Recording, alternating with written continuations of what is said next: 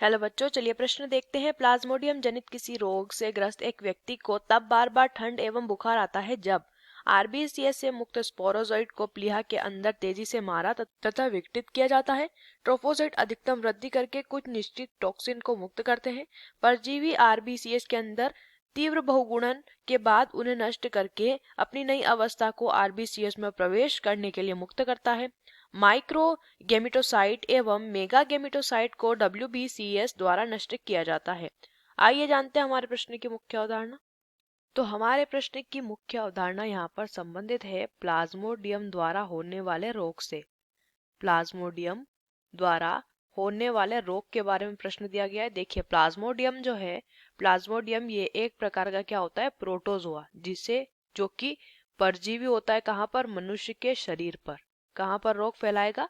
मनुष्य के शरीर पर अपने पोषण के लिए आश्रित रहता है। वहां पर ये अलैंगिक जनन के माध्यम से क्या करता है, गुणन करता है और मनुष्य के शरीर पर आश्रित रहने के साथ साथ उसमें एक रोग उत्पन्न करता है, जिस रोग को मलेरिया के नाम से जाना जाता है। जिस रोग को क्या कहते हैं, लिख लेंगे, मलेरिया जिस रोग को बोला जाता है। और मलेरिया रोग का जो एक लक्षण दिया है प्रश्न में कि मलेरिया रोग से ग्रस्त एक व्यक्ति को बार बार ठंड और बुखार, बार बार क्या होता है, ठंड देकर बुखार आता है।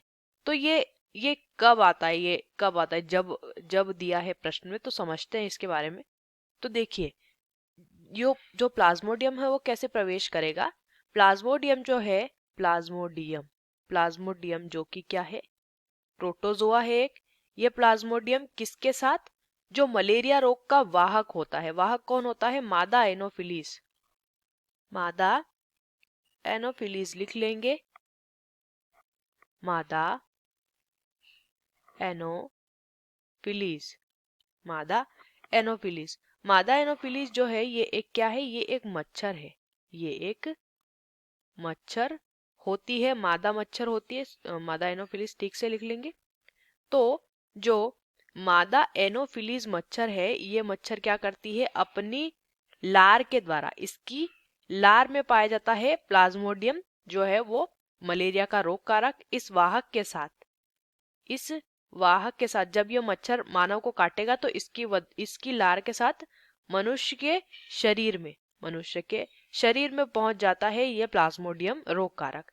अब जब रोग कारक मनुष्य के शरीर में पहुंचता है तो मनुष्य के शरीर में पहुंचने के बाद इसे क्या चाहिए, इसे पोषण चाहिए। क्यों पोषण चाहिए? इसे यहाँ पर अलैंगिक जनन द्वारा अपनी संख्या में गुणन करना होता है। तो ये क्या करता है, सबसे पहले मनुष्य के यकृत पर आक्रमण करता है। यकृत पर आक्रमण करने के पश्चात यहाँ पर ये गुणन करना शुरू कर देता है और गुणन करते करते ये संख्या में जब बढ़ने लग जाते हैं तो ये मानव के रक्त के ऊपर आक्रमण करना शुरू कर देता है। जब रक्त पर ये आक्रमण करता है तो रक्त में पाई जाने वाली कोशिका, लाल रक्त कोशिका, रेड ब्लड सेल्स, आरबीसी जिन्हें बोला जाता है, उन आरबीसी को क्या करता है, आरबीसी पर ये आक्रमण करता है रक्त के अंदर, और आरबीसी पर क्या करता है, आक्रमण करता है। और आरबीसी पर जब आक्रमण करता है तो इन आरबीसी को रप्चर करना या आरबीसी टूटना शुरू हो जाती है। जब आरबीसी टूटती है तो यानी लाल रक्त कोशिकाएं टूटती है तो यहाँ से एक विषाक्त पदार्थ मुक्त होता है जिसका नाम होता है हीमोजोइन। जिसका नाम क्या होता है, हीमोजोइन। जब हीमोजोइन मुक्त होता है, इसी हीमोजोइन के शरीर में मुक्त होने से बार बार ठंड आती है और अत्यधिक ज्वर जो है व्यक्ति के शरीर में उत्पन्न होता है। तो अब विकल्प देख लेते हैं। तो पहले विकल्प की बात कर लेते हैं। पहला विकल्प क्या दिया हुआ है, आरबीसी से मुक्त स्पोरोजोइट को प्लीहा के अंदर तेजी से मारा एवं विघटित किया जाता है। ये ठंड देकर बुखार आने वाली अवस्था नहीं है। यहाँ पर ट्रोफोजोइट अधिकतम वृद्धि करके कुछ निश्चित टॉक्सिन को मुक्त करते हैं, ये भी सही नहीं होगा। परजीवी जो है, यानी जो हमारा परजीवी कौन है, प्लाज्मोडियम, वो आरबीसी के अंदर तीव्र बहुगुणन करता है, उन्हें नष्ट करता है, यानी आरबीसी टूटने लगती है और वहां से हीमोजोइन मुक्त होता है। और ये जो परजीवी है अपनी नई अवस्था को फिर से आरबीसी में प्रवेश करने के लिए वहां से मुक्त करना शुरू कर देता है, ये सही होगा। माइक्रो गेमिटोसाइट एवं मेगा गेमिटोसाइट को WBC द्वारा नष्ट किया जाता है, इस दौरान भी बुखार नहीं आएगा। विकल्प सी हमारे प्रश्न का सही उत्तर हो जाता है। आशा करते हैं आपको इस प्रश्न का उत्तर समझ आया होगा। धन्यवाद।